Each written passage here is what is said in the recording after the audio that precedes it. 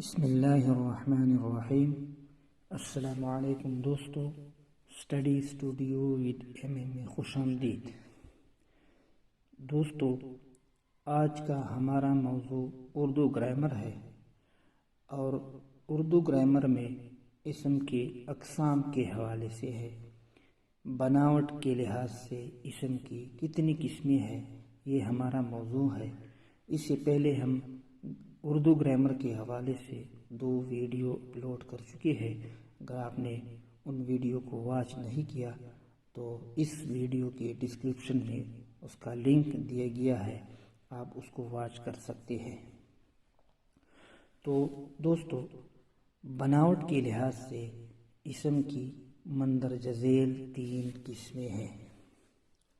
Number 1 اسم جامد، number 2 اسم مشتق، نمبر 3 اسم مصدر۔ نمبر 1 اسم جامد، ایسا اسم جس سے کوئی دوسرا لفظ نہیں نکلتا اور نہ ہی وہ کسی اور لفظ سے بنا ہو۔ آسان لفظوں میں ایسا اسم جس سے نہ کوئی دوسرا لفظ بنتا ہو اور نہ وہ کسی لفظ سے بنا ہو، اسم جامد کہلاتا ہے۔ اس کی پہچان یہ ہے کہ یہ 2 یا 2 سے زیادہ کلموں میں تقسیم نہیں کیا جا سکتا، مثلا پتھر، قلم، اینٹ وغیرہ۔ نمبر 2 اسم مشتق، قواعد کی روح سے ایسا اسم جو اسم مصدر سے بنا ہو لیکن اس سے کوئی اور لفظ نہ بنے، اسم مشتق کہلاتا ہے۔ مثلا لکھنا سے لکھنے والا، لکھائی، لکھا ہوا۔ اسی طرح کھیلنا مصدر سے کھیلنے والا، کھلاڑی، کھلانا وغیرہ۔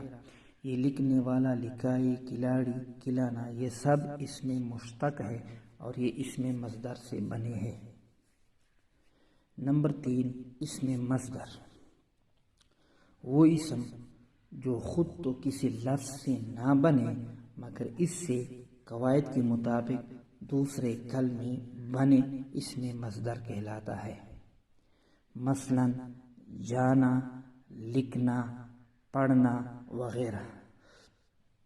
جانا، لکھنا، پڑھنا سے بہت سے الفاظ بنتے ہیں، بہت سے کلمے بنتے ہیں، اس لحاظ سے اس کو اسم مصدر کہا جاتا ہے۔ دوستو، اسم مصدر کی سب سے بہترین نشانی یہ ہے کہ اردو میں اس کی پیچھے نا ضرور آتا ہے۔ دوستو، ویڈیو پسند آئے تو شیئر کریں، لائک کریں، چینل کو سبسکرائب کریں۔